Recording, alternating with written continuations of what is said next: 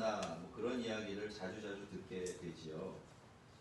근데 우리가 이게 죄를 지으면 안 되는 이유가, 죄를 짓는 것이 단순히 도덕적으로 옳지 않기 때문이거나 또 하나님의 말씀을 어기는 것이기 때문에만 그런 것은 아닙니다.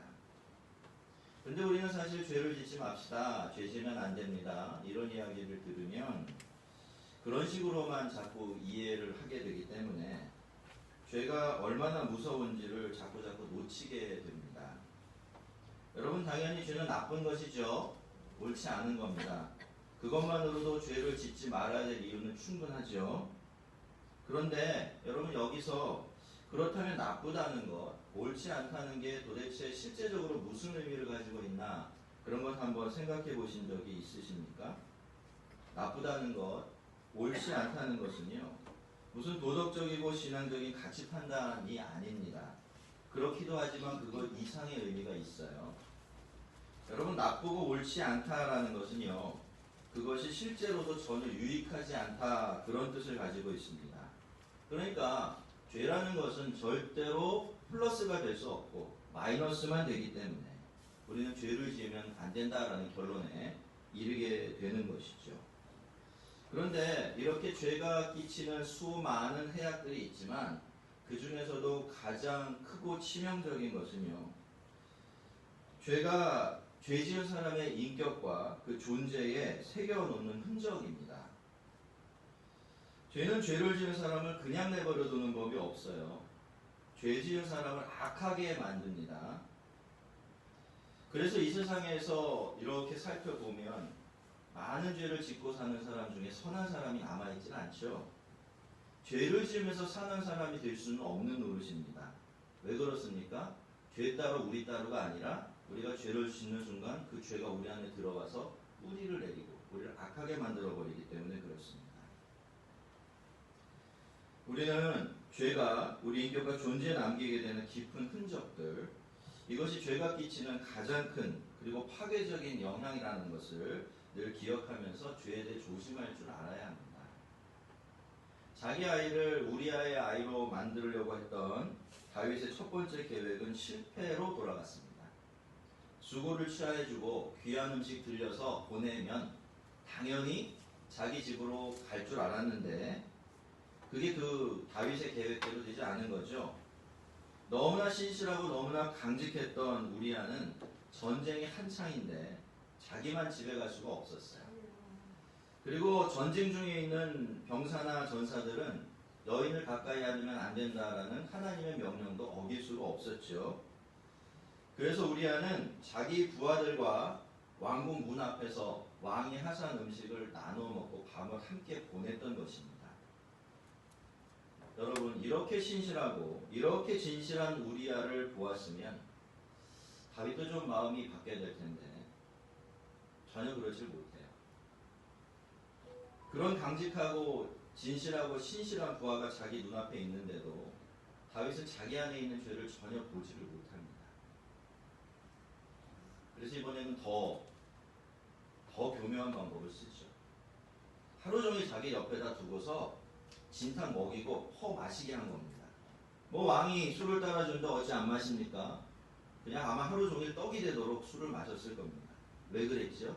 그렇게 해놓으면 귀소 본능 때문이라도 자기 집으로 갈 것이다.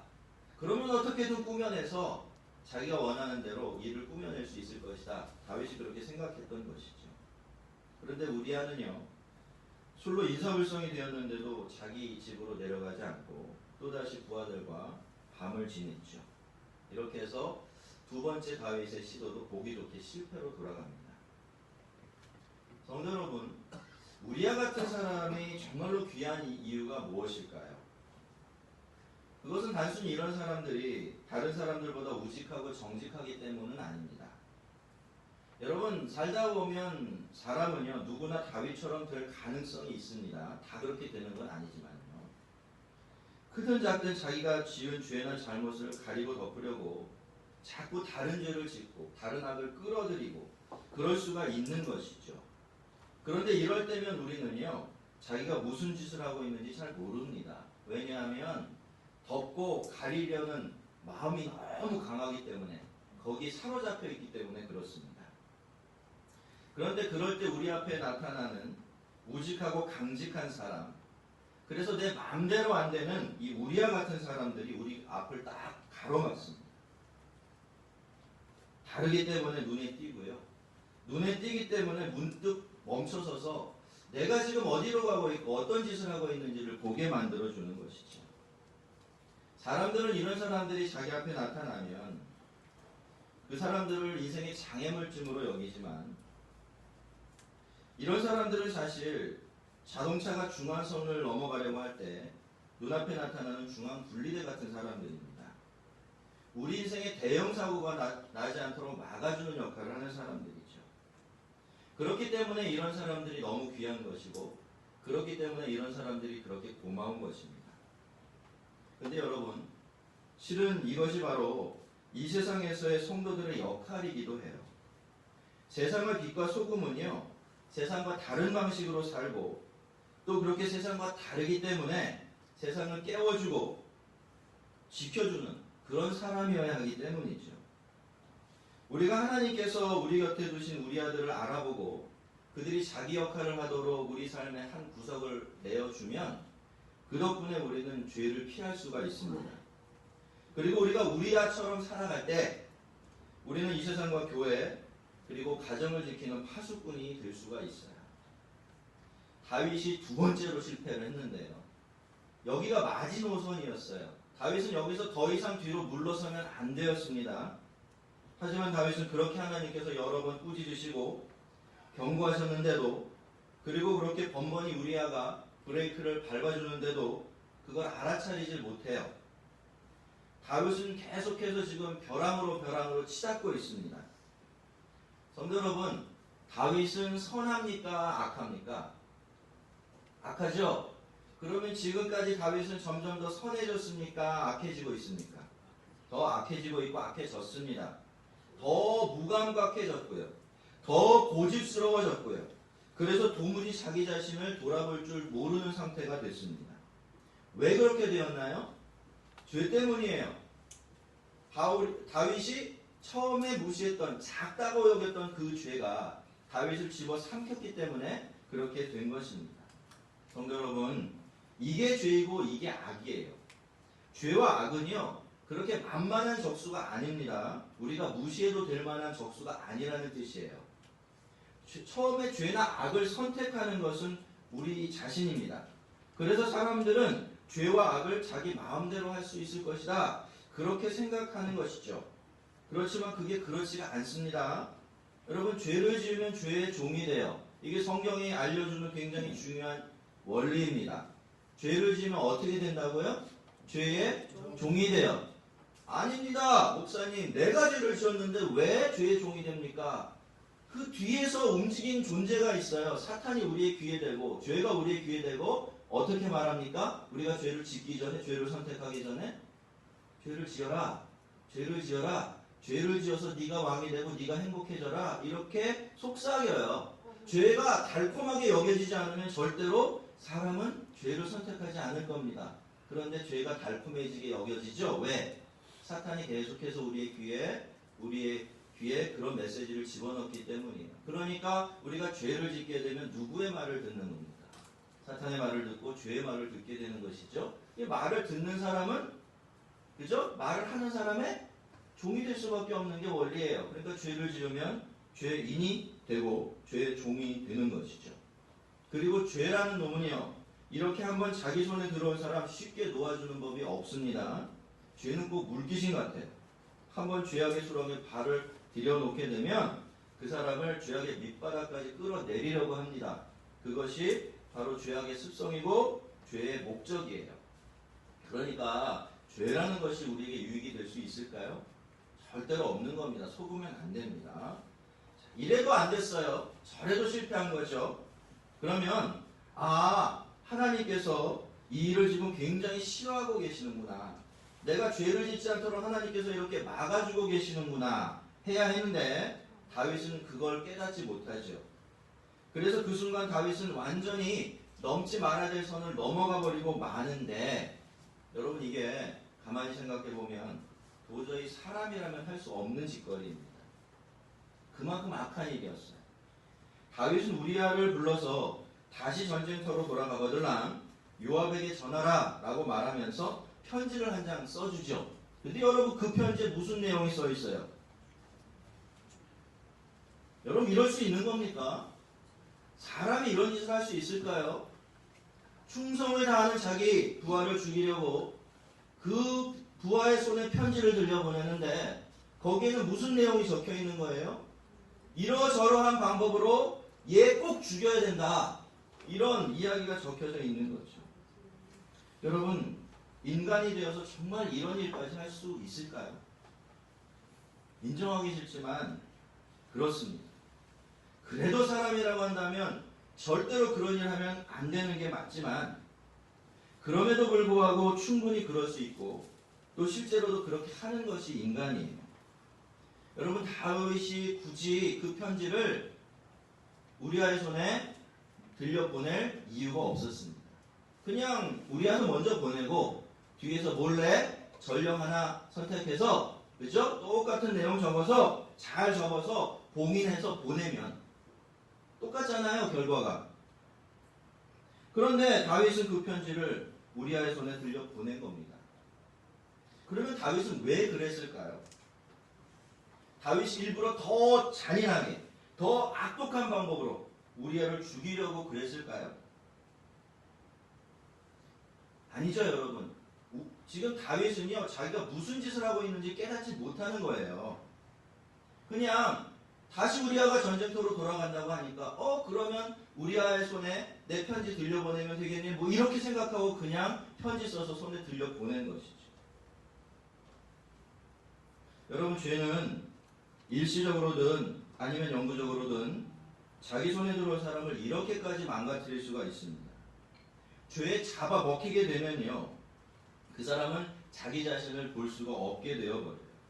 자기가 도대체 무슨 짓을 하고 있는지 전혀 자각하지 못하게 된다는 것입니다. 그리고 사실은 모르기 때문에 그 사람이 저지르는 일이 그만큼 더 악해질 수도 있어요. 여러분, 주중에 뉴스 들으셨죠? 그 뉴스 접하셨죠? 23살의 평범한 여인이, 젊은 여자가 나도 한번 살인해보고 싶다 라는 생각만으로 아무 상관없는 사람을 꼬드겨서 죽였습니다. 그리고는 시신을 여럿으로 나눠서 태연하게 여기저기 유기했어요. 아무렇지도 않게 피가 묻은 큰 여행 가방 들고 택시에 탔습니다. 그리고 강가에서 내린 그 여인은 시체의 조각들을 유기하기 위해서 그 가방을 들고 풀밭으로 들어갔습니다. 이상하게 생각한 택시 운전사가 신고를 했고 그 여인은 거기서 체포가 됐죠. 그런데 그 여인이, 그 범인이 나중에 자기가 저지른 일을 얘기하면서 그렇게 이야기를 해요. 그때 제가 제정신이 아니었던 것 같습니다 라고 말하죠.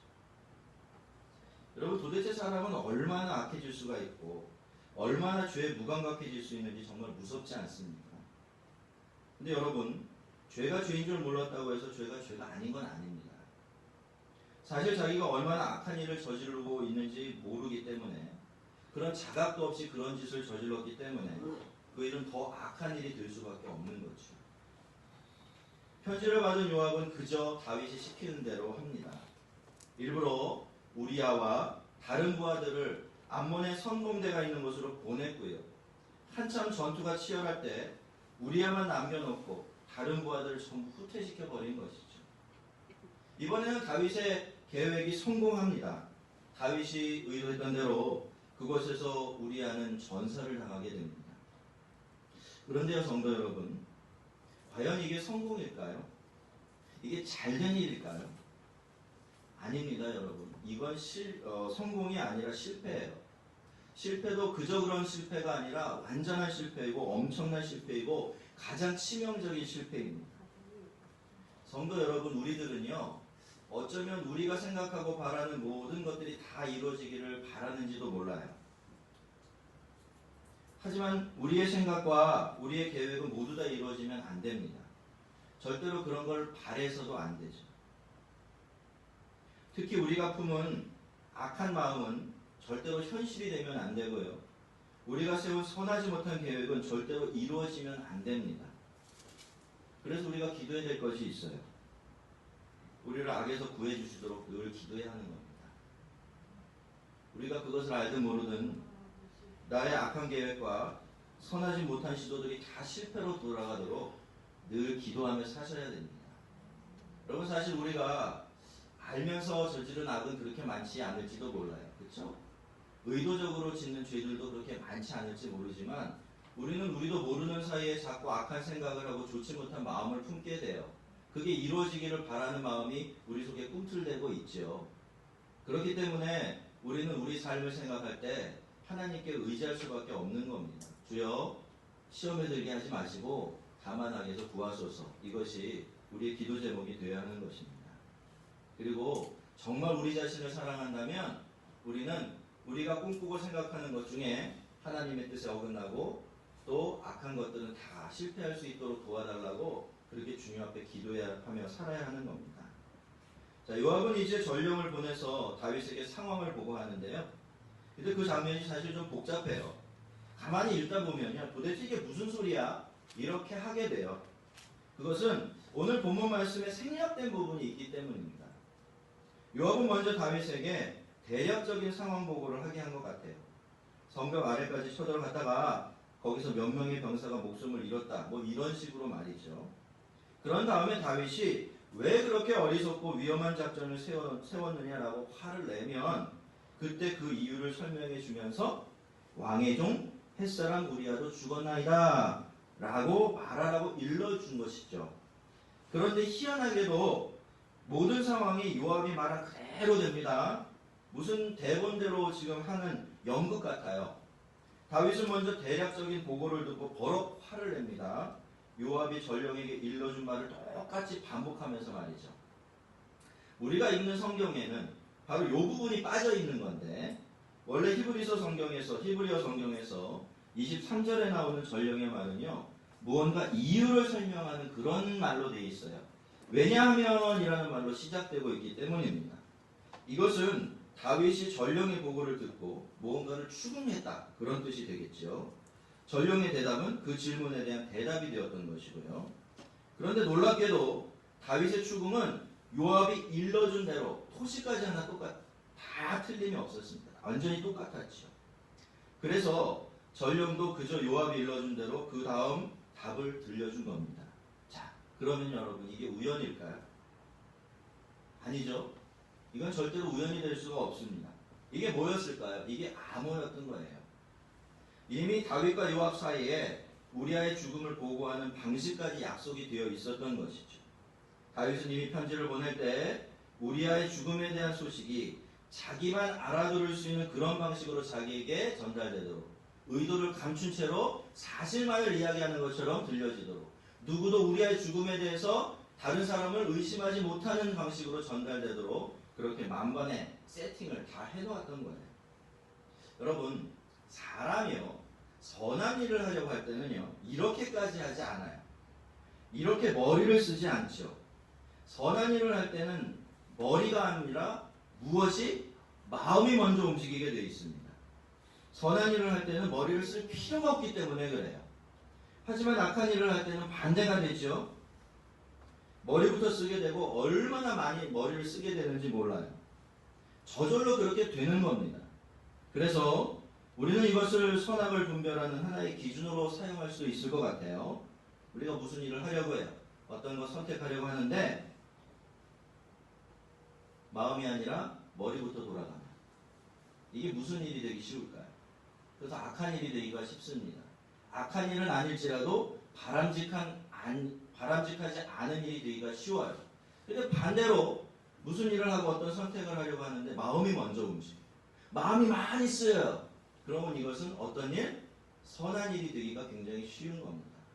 그래서 여러분, 우리가 어떤 일을 하고 무슨 선택을 하려고 하는데 내가 이걸 해도 될까? 이런 의문이 들 때 그냥 내 뜻대로 내 마음대로 하기보다는 오늘 말씀드린 이 기준을 좀 생각해 보시면 많은 도움이 될 것 같아요. 의외로 우리가 우리 스스로 뭐가 옳고 그른지를 잘 분별하지 못할 때가 많기 때문에 그래요. 다시 한번 말씀드릴게요. 어떤 일을 하려고 하는데 머리부터 팽팽 돌아가기 시작하면 그걸 하지 않는 것이 좋습니다. 그런데 머리가 돌아가지 않고 마음이 먼저 쓰이면 그 일은 해도 크게 지장이 없습니다. 선한 일이기가 쉬워요. 여러분, 다윗은 지금까지 자기 마음 잘 숨겨왔습니다. 그런데 이 진심이라는 것이 그렇죠. 진심은 끝까지 숨길 수가 없습니다. 그게 선한 것이든 악한 것이든 똑같습니다. 진심은요, 꼭 낭중지추, 그러니까 주머니 속에 들어있는 송곳 같아요. 숨기려고 해도, 아무리 숨기려고 해도 언젠가는 삐죽하고 튀어나오고 버리죠. 당신의 종 햇사람 우리아도 죽었나이다. 여러분, 다윗이 원래는 이런 소리를 들으면, 이런 소식을 들으면 어떻게 반응을 해야 될까요? 어떻게 반응해야 되죠? 슬퍼야 돼요. 안타까워야 됩니다. 왜요? 이 우리아는요, 다윗이 길러낸 30명의 용사들 중에 하나예요. 굉장한 사람입니다. 게다가 엄청나게 충신이죠. 지금 다윗이 2번이나 그 사실을 확인했지 않습니까? 그렇기 때문에 이런 소식이 들려오면 정상적인 경우에는 굉장히 슬퍼야 되고 너무너무 애통해야 되는 게 맞습니다. 그런데 다윗의 반응은 정반대였어요. 조금까지 그렇게 화를 내던 다윗이 온데간데 없어져 버려요. 너무나 부드러워지고 너무나 관대해집니다. 왜 그랬을까요? 그게 다윗이 듣고 싶은 소식이었죠. 듣고 싶은 소식이 딱 들려오니까 순간적으로 자기가 하고 있는 연기를 까먹어버린 거예요. 본심이 다 튀어나와버린 것이죠. 다윗은 그 말을 듣고 요압에게 전하라고 하면서 이렇게 말합니다. 이 일로 걱정하지 말라. 칼은 이 사람이나 저 사람이나 삼키느니라. 그 성을 향하여 더욱 힘써 싸워 함락시키라 하여 너는 그를 담대하게 하라. 말이야 100번 맞는 말이죠, 여러분.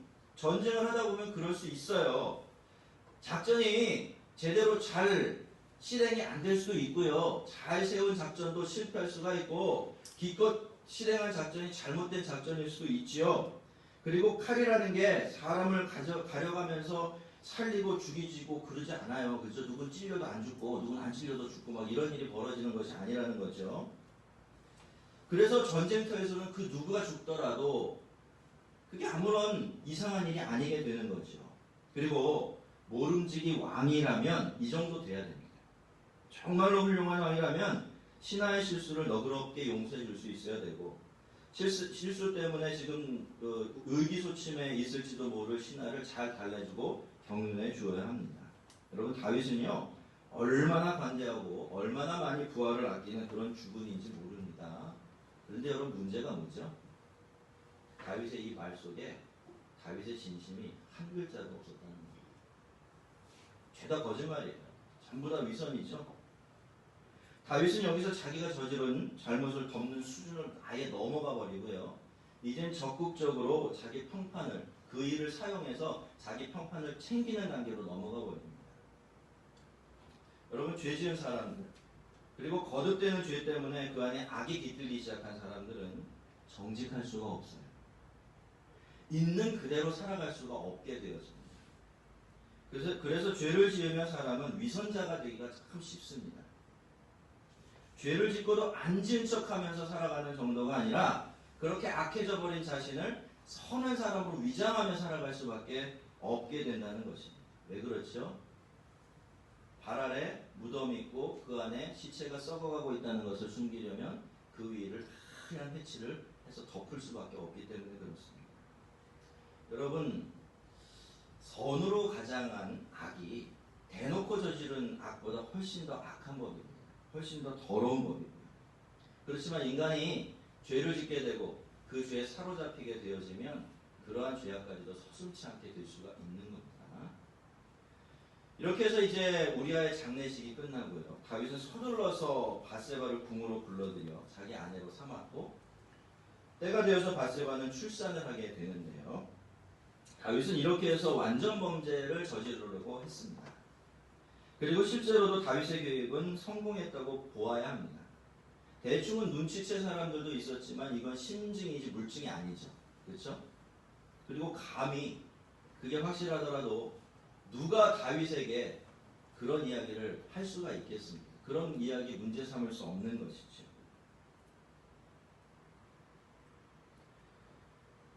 그래서 다윗도 아, 일은 이렇게 이제 묻히겠구나. 뭐 그렇게 생각했을 것 같아요. 그런데 여러분, 우리가 다른 사람을 속일 수 있어요. 우리 자신도 속일 수가 있어요. 얼마든지 감출 수가 있고 안 그런 척할 수 있고 그런 시도들이 성공할 수도 있습니다. 여러분 저는 정말 그런 사람을 본 적이 있어요. 어떤 사람이 똑같은 잘못을 계속 반복하는 거예요.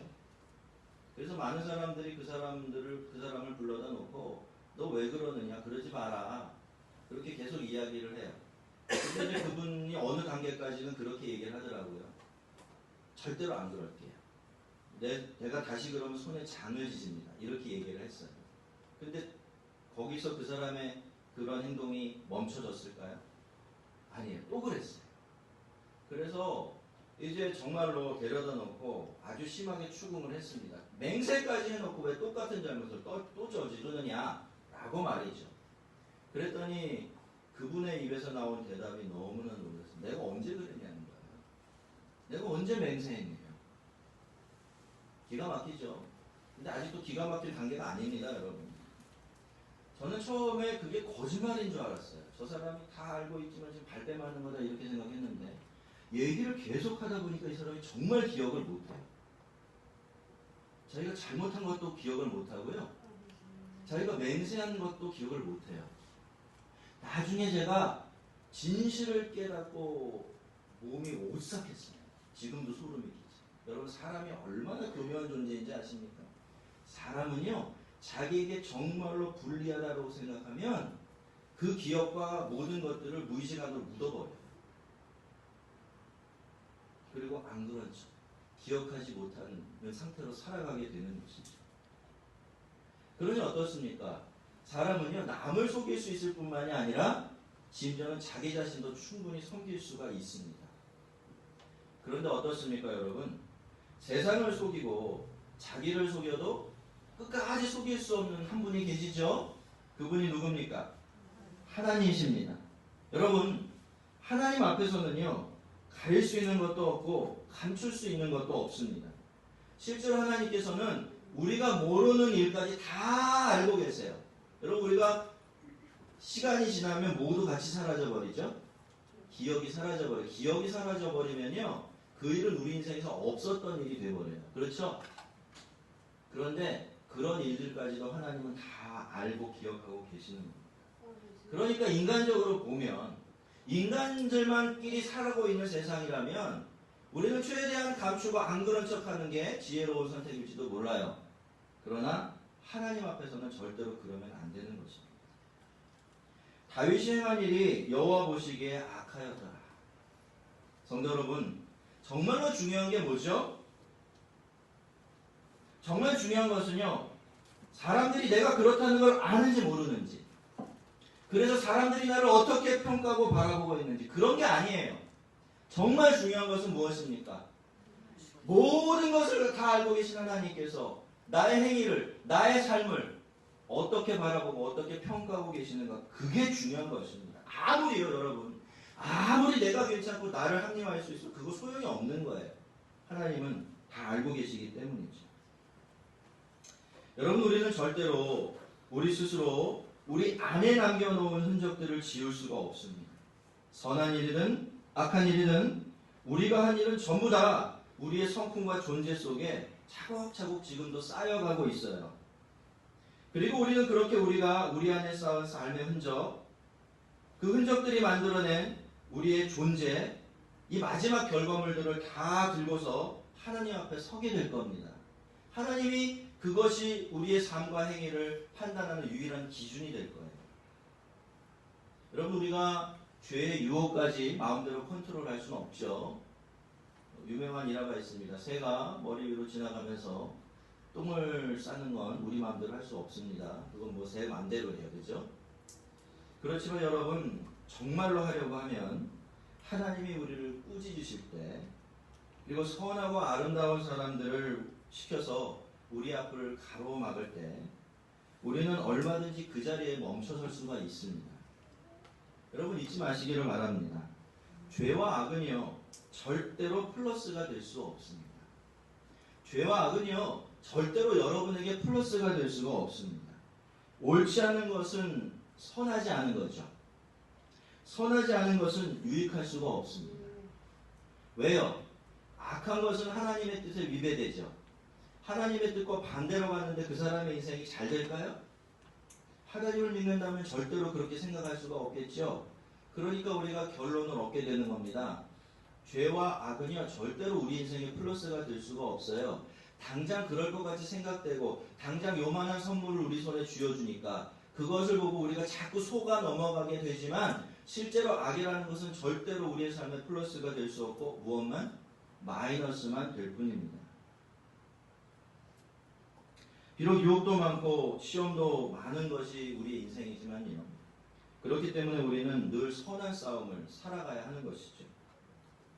여러분, 죄는요 다윗같이 훌륭한 사람의 인생도 단박에 무너뜨려 버렸습니다. 죄는 이만큼이나 무서운 거죠. 죄가 끼치는 해악과 위험 절대로 잊지 마십시오. 선한 데는 지혜롭고 악한 데는 미련해지십시오. 악에게 지지 말고 선으로 악을 이기십시오. 늘 주님의 은혜에 의지해서 선에 선을 더하면서 살아가는 우리 모두가 되기를 주의 이름으로 축원합니다.